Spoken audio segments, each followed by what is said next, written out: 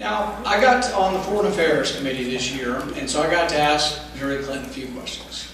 And I didn't get finished, so I've still got a few. We'll hopefully get them relayed to the media to her. First question for Hillary Clinton: where in the hell were the Marines?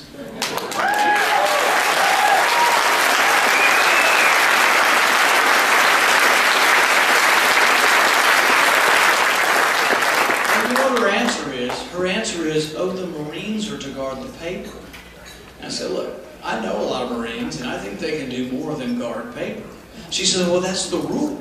They're to guard the paper, not the personnel. And I said, well, they don't do that in Baghdad. The point is that Benghazi is a lot more like Baghdad than it is Paris. We did a review board of all of this, and there were a lot of mistakes made maybe at the time, after the time. There's all this, cover-up and this and that. But what's always been most important to me is what happened in the 6 months leading up to this. Because there's no excuse in the 6 months leading up to this when your people on the ground, military people and State Department people, are asking for more help. They're asking for security. They're pleading for security, and they got nothing. It was inexcusable. It was a dereliction of duty, and it should preclude her from holding higher office.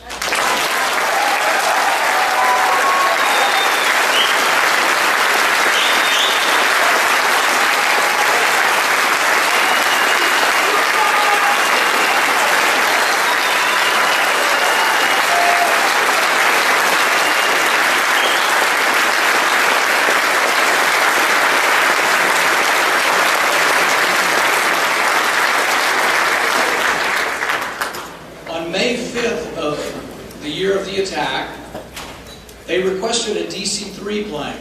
This isn't one of our newest planes. I think we can afford a DC-3 plane when it's requested. But to fly people either around the country or to flee if there was a problem. Denied.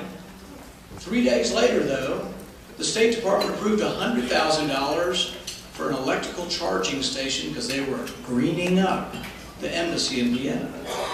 Apparently, the ambassador there has electric cars that he's showing off to his European friends, but he found out the plugs weren't working, so he needed $100,000 to bring special plugs over there so he could plug in his electrical cars. So we don't have enough money to let them have a plane. We're saving money, no plane for you, but we spend $100,000 showing off our climate change philosophy for the Western Europeans. We go through the summer and we find out that the State Department also spent $100,000 on 3 comedians that we sent to India on a Make Chai Not War promotional tour. So we don't have money for security, but we have enough money for comedians to go to India.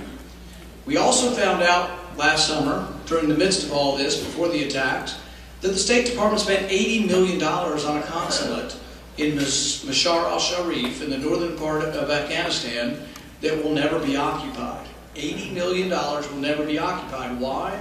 Because they got a 10-year lease, built the building, built the embassy, and then they noticed, hey, you know what, guys? There are balconies that look down on our building from all the way around surrounding our building. Maybe this might be a security risk.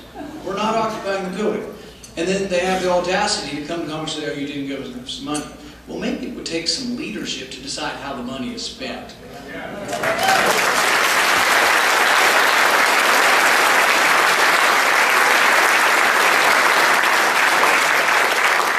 What seals the deal on Benghazi is that repeated requests were sent. And she was asked directly by myself and others, did you read the cables? Did you read the request for help? And she said no. She says, I'm busy. I get lots of cables. And I say, look, I don't expect you to read every cable from Bulgaria or Estonia.